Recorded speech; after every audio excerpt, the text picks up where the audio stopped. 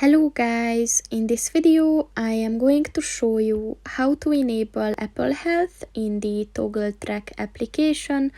But first I just want to mention, don't forget to subscribe to my channel, because at 10,000 subscribers I am going to show you my whole YouTube revenue statistics and growth strategy, as well as how to make money online. Let's jump into it. First of all, open the application on your phone. And then click on the settings button at the top of the page on the right. And then scroll down, and at the calendar section, look for the Apple Health integration button and click on that.